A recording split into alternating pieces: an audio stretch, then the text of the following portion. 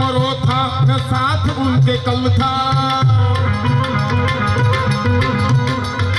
करो या मरो था न साथ उनके कल था, एक एक महारों में हाथी जैसा बल था, एक एक महारों में हाथी जैसा बल था, एक एक महारों में हाथी जैसा बल था, एक एक महारों में हाथी जैसा बल था, एक एक महारों में हाथी जैसा बल था। હવે તમને એમ થાય કે આ માટી કેવા હશે? આ મહારો સૈન્યમાં આવ્યા ક્યાંથી? સાંભળજો, હું એક ઘટના બતાવું તમને.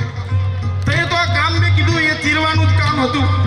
એટલે બરોબર એક બળદ મરી ગયો તો. સાંભળજો, હવે બળદ મરી ગયો તો ત્યારે કોઈ સંસાધનો નહોતા કે લઈ જવાના.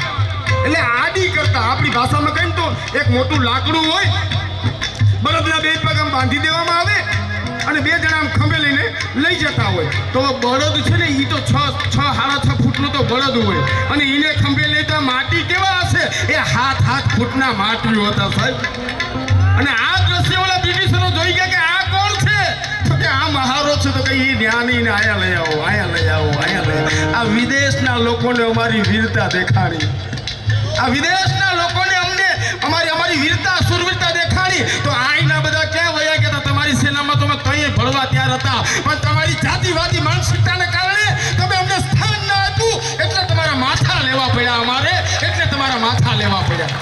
બાકી અમારે વિરોધ કરવો જ નહોતો અને હજી નથી કરવો. પણ સાંભળી લે કે અમે સ્વાભિમાન અમે આંગળી જીતા હોય ને તો હજી અમે એવા જ મહારો છું. અમે મરી જાઉં ને અમે મારી નાખશું, બીજી કોઈ વાત ના આવે.